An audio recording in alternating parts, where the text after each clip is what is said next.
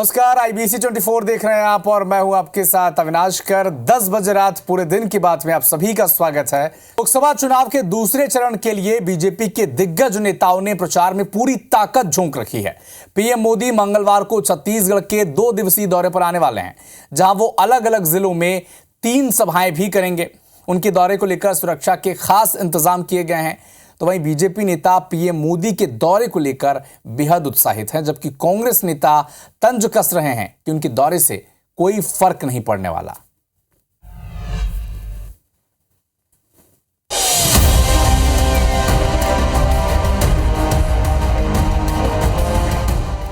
छत्तीसगढ़ में लोकसभा चुनाव के दूसरे दौर की वोटिंग से पहले बीजेपी के दिग्गजों की सभाएं लगातार जारी हैं। प्रचार के मैदान में अब कमान संभालने जा रहे हैं खुद पीएम नरेंद्र मोदी। 23 अप्रैल को पीएम मोदी जांजगीर लोकसभा सीट के सक्ती और महासमुंद लोकसभा क्षेत्र के धमतरी में जनसभा करेंगे। वहीं राजभवन में रात्रि विश्राम के बाद 24 अप्रैल को सरगुजा लोकसभा सीट के अंबिकापुर में बीजेपी के प्रचार अभियान में जान फूंकेंगे। पीएम मोदी के दौरे को लेकर सुरक्षा के पुख्ता इंतजाम किए गए हैं। रायपुर में पीएम मोदी की पूरी सुरक्षा 5 लेयर में लगाई गई है। सुरक्षा में एडीजी स्तर से लेकर आरक्षक स्तर के करीब 700 से ज्यादा अधिकारी जवान तैनात किए गए हैं। कमान एडीजी प्रदीप गुप्ता को सौंपी गई है। 23 अप्रैल मंगलवार को रायपुर पहुंचने के दौरान और 24 अप्रैल को वापस जाने के दौरान कई मार्गों पर सामान्य यातायात पूरी तरह से प्रतिबंधित किया गया है। रायपुर यातायात पुलिस ने एक एडवाइजरी भी जारी की है। प्रधानमंत्री नरेंद्र मोदी रायपुर पहुंचेंगे और रायपुर पहुंचने के बाद आप देख सकते हैं ये राजभवन है। राजभवन में प्रधानमंत्री जो है रात्रि विश्राम करेंगे। बीते 10 दौरों में पहली बार ऐसा है कि पीएम रायपुर में रात्रि विश्राम करेंगे। राजभवन में भी सभी तैयारियां पूरी कर ली गई हैं। रंग रोगन किया गया है। राजभवन में पीएम मोदी के कारकेड के आने जाने का रिहर्सल भी किया गया। प्रधानमंत्री नरेंद्र मोदी रायपुर में रात गुजारेंगे और कुल मिला के वो 2 दिन रायपुर में रहेंगे। प्रधानमंत्री जब तक यहाँ रुकेंगे तब तक राजभवन के चारों तरफ की जो सड़कें पूरे तरीके से बंद रहेंगी।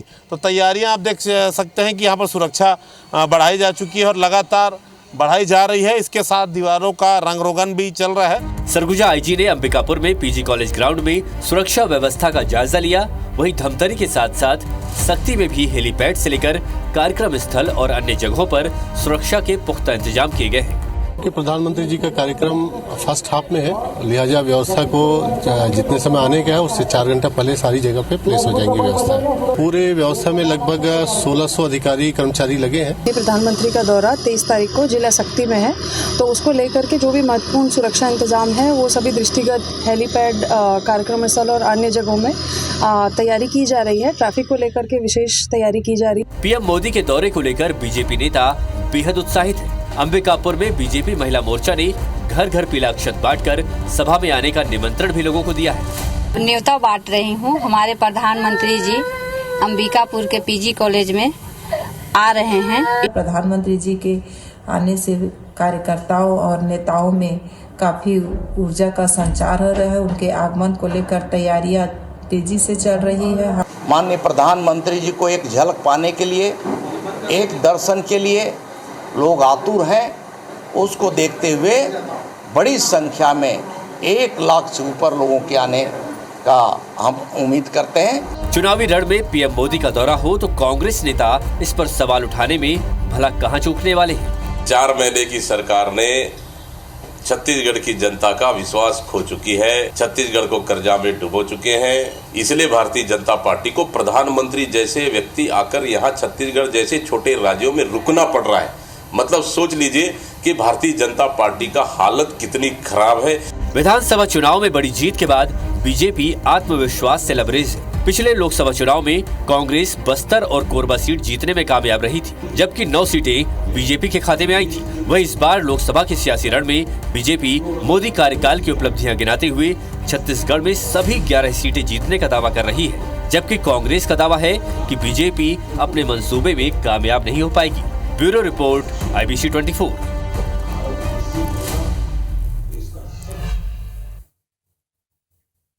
लोकसभा चुनाव से पहले चरण का जो मतदान खत्म हो जाने के बाद अब राजनीतिक दल दूसरे चरण के लिए युद्ध स्तर पर जुट चुके हैं। बीजेपी की तरफ से सबसे बड़े चेहरे और देश के प्रधानमंत्री नरेंद्र मोदी ने खुद प्रचार की कमान अपने हाथ में ले ली है।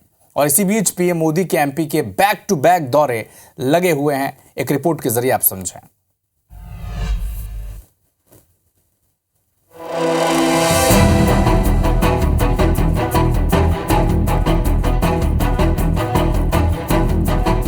2 दिन बाद यानी 24 अप्रैल को प्रधानमंत्री नरेंद्र मोदी भोपाल में बीजेपी प्रत्याशी आलोक शर्मा के पक्ष में रोड शो करेंगे।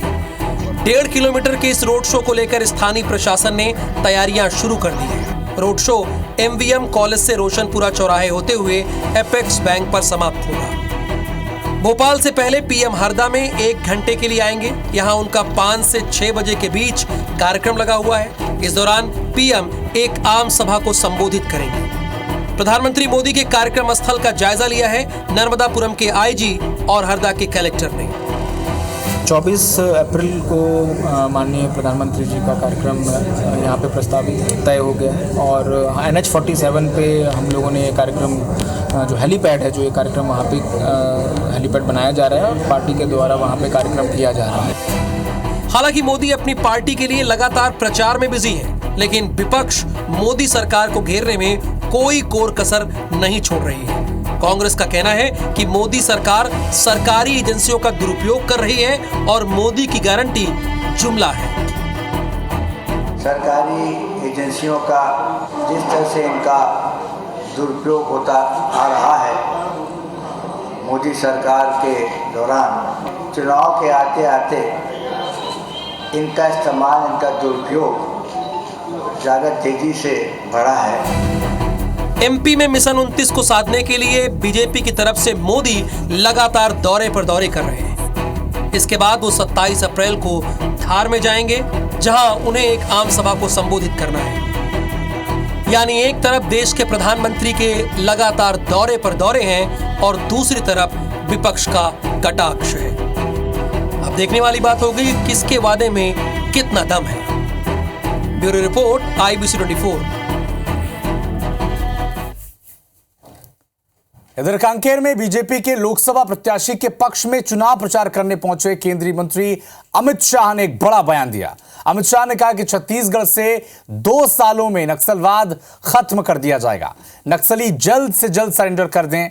अमित शाह के बयान को सीएम विष्णुदेव साय ने समर्थन भी दिया, तो वहीं कांग्रेस सांसद राजीव शुक्ला ने इस पर पलटवार किया। राजीव शुक्ला ने कहा कि बीजेपी सरकार ने के समय में ही नक्सलवाद पनपा है और बढ़ा है।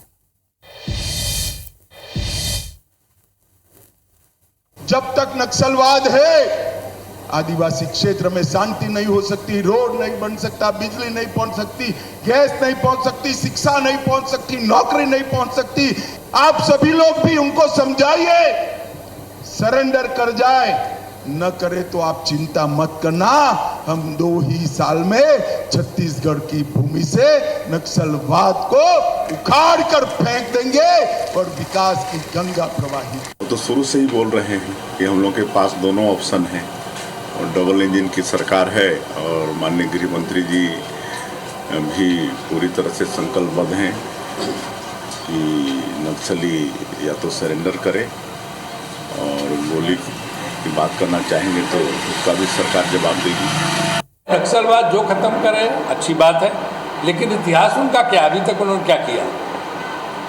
14 जिलों तक नक्सलवाद भाजपा सरकार में गया। नक्सलवाद किसी ने खत्म किया तो भूपेश बघेल सरकार ने खत्म किया था। इनके जमाने में 14 जिलों में पहुंच गया था और उन्होंने ही करके उस बात को खत्म किया, नक्सलवाद को। बीजेपी के राष्ट्रीय अध्यक्ष जेपी नड्डा सोमवार को छत्तीसगढ़ के दौरे पर रहे।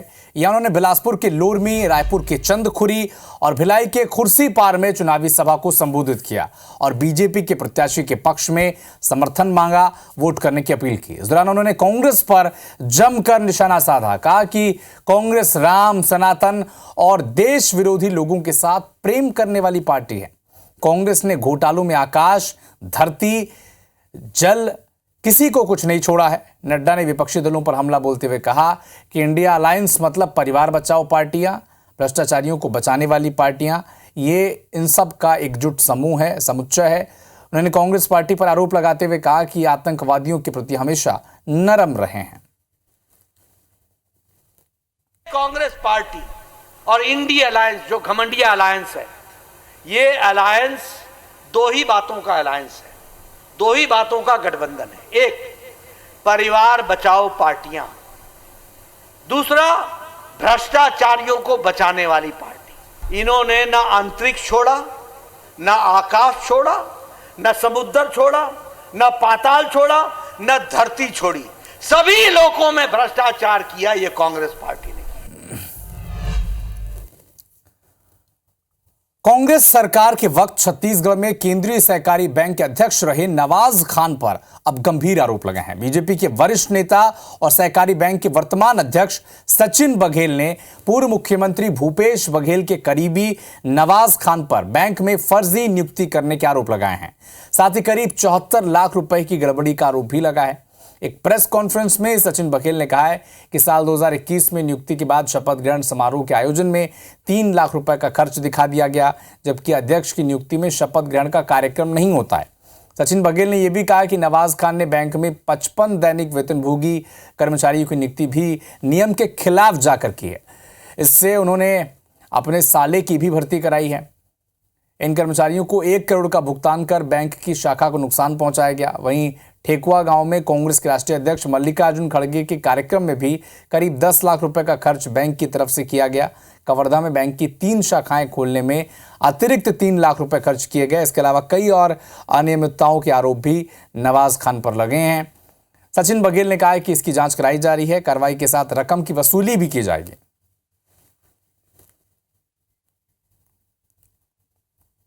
प्रशासक के रूप में नवाज खान की जो नियुक्ति हुई थी, ये 4 लाख खंड इसका जलाराम का, 5 लाख सिटी होटल का। प्रथम दृष्टिया ये 74 लाख का जो ऐसा खर्च हो गया जिसका कोई प्रावधान नहीं है, और करीब 1 करोड़ रुपए का जो अवैधानिक नियुक्तियों में जो हुए थे उनकी तनख्वाह का करीब 1 करोड़ 74 लाख रुपए का तो प्रथम दृष्टिया मामला दिख रहा है। साथ ही जो अनुसूचित जाति जनजाति के कर्मचारियों को प्रताड़ित करके उनको एक को बीजापुर भेज दिया।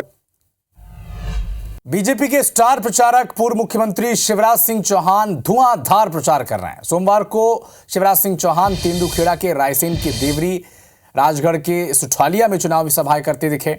जनता से वोट मांगा, बीजेपी के पक्ष में समर्थन मांगा। तेंदुखेड़ा में शिवराज सिंह चौहान ने कहा कि राहुल गांधी वामपंथियों के बंधक हैं, वो भारत की सनातन परंपरा से नहीं जुड़े हुए हैं। आगे ये भी कहा कि कांग्रेस की खोपड़ी में मंथरा बैठ गई है, इसीलिए कांग्रेसी श्री राम लला के प्राण प्रतिष्ठा समारोह में शामिल नहीं हुए। इसी को कहते हैं विनाश काले विपरीत बुद्धि। शिवराज सिंह चौहान ने यह भी कहा कि जब तक सूरज चांद रहेगा ये बातें लिखी रहेंगी कि कांग्रेस ने राम मंदिर की प्राण प्रतिष्ठा में जाने का विरोध किया था। मैं आज जिम्मेदारी से आपसे कहना चाहता हूं, राहुल गांधी वामपंथियों के बंधक हैं, भारत की सनातन परंपरा से जुड़े नहीं हैं। वो जानते नहीं भारत की माटी क्या है। कैसे कैसे फैसले कर रहे हैं। पटौरी जी क्यों आहत हुए? बात बताओ, अयोध्या में भगवान राम की जन्मभूमि पर मंदिर बना, आपको खुशी हुई कि नहीं हुई? उस समय डूबा था पूरा देश, लेकिन एक पार्टी रो रही थी। कांग्रेस और बीजेपी प्रत्याशियों का नामांकन भरने का सिलसिला लगातार जारी है। आज उज्जैन में सीएम डॉक्टर मोहन यादव की मौजूदगी में बीजेपी प्रत्याशी अनिल फिरोजिया ने अपना नामांकन दाखिल किया। खरगोन में कांग्रेस प्रत्याशी पोरलाल खरते ने भी नामांकन जमा किया। इस दौरान उनके साथ पीसीसी चीफ जीतू पटवारी, राज्यसभा सांसद विवेक तनखा, पूर्व पीसीसी चीफ और पूर्व केंद्रीय मंत्री अरुण यादव, नेता प्रतिपक्ष उमंग सिंघार, तमाम दिग्गज नेता उनके साथ मौजूद रहे। इधर देवास में बीजेपी प्रत्याशी महेंद्र सिंह सोलंकी ने नामांकन दाखिल किया और उनके साथ भी मुख्यमंत्री डॉक्टर मोहन यादव मौजूद रहे। यानी न सिर्फ नॉमिनेशन दाखिल किया जा रहा है, बल्कि इसके साथ एक तरह से शक्ति प्रदर्शन भी वहां पर किया जा रहा है।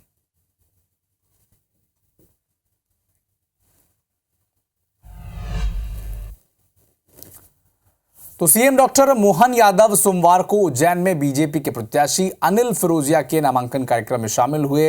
इसके बाद सीएम ने फ्रीगंज में लोकसभा संसदीय क्षेत्र के मीडिया कार्यालय का शुभारंभ किया।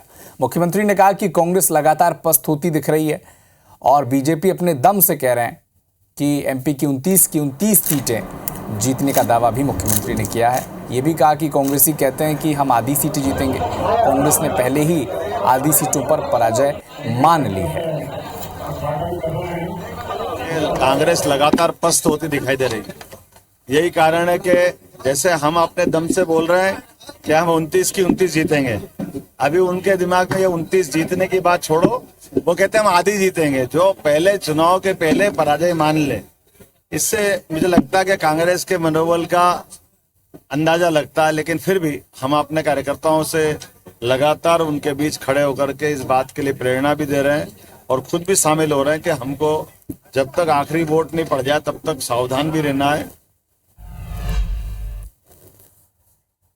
राहुल गांधी की तबीयत खराब होने पर कैबिनेट मंत्री कैलाश विजयवर्गीय ने कटाक्ष किया है। कैलाश विजयवर्गीय ने कहा कि सब जनता के रिस्पांस पर डिपेंड करता है।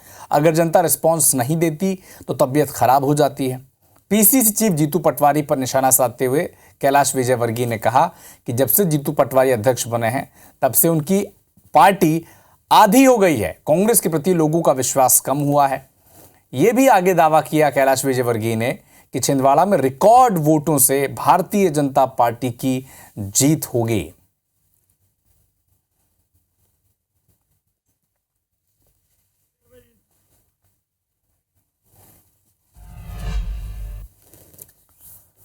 तो लोकसभा चुनाव के लिहाज से सियासी संग्राम चल रहा है, बयानबाजी का दौर चल रहा है।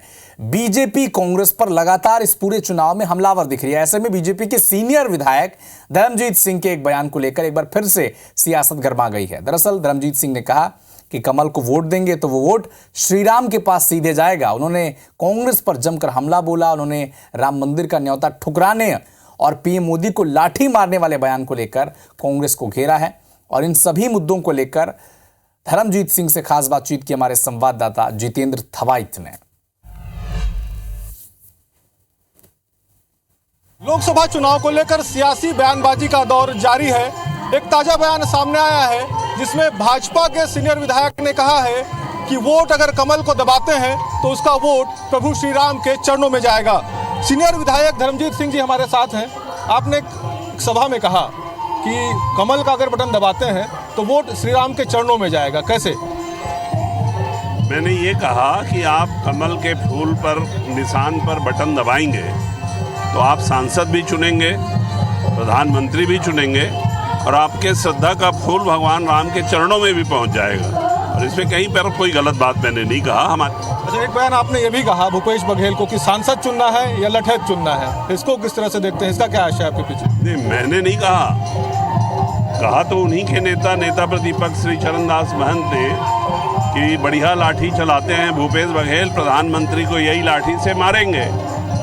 इसलिए मैंने कहा कि भाई भूपेश बघेल जी यहाँ से चुनाव लड़ रहे हैं, महंत जी ने उनको लठैत कह दिया है तो लठैत को चुनेंगे या साधारण सामान्य व्यवहार वाले जन सेवक को चुनेंगे? क्या लगता है लाठी किसके सिर में पड़ने वाली है इस चुनाव में?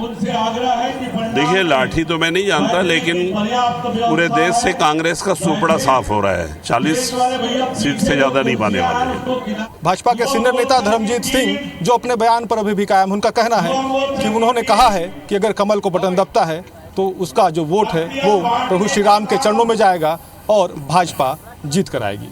संजय मिश्रा के साथ जितेंद्र थवाइट, IGN24, बिलासपुर। रायपुर के डीजे कोर्ट में आबकारी घोटाला मामले में आज सुनवाई हुई। आरोपी अनिल टुटेजा 2 दिन और जेल में रहेंगे। डिस्ट्रिक्ट जज ने 2 दिन न्यायिक रिमांड में रखने का फैसला सुनाया है। अनिल टुटेजा को वीडियो कॉन्फ्रेंसिंग से कोर्ट में पेश किया गया था।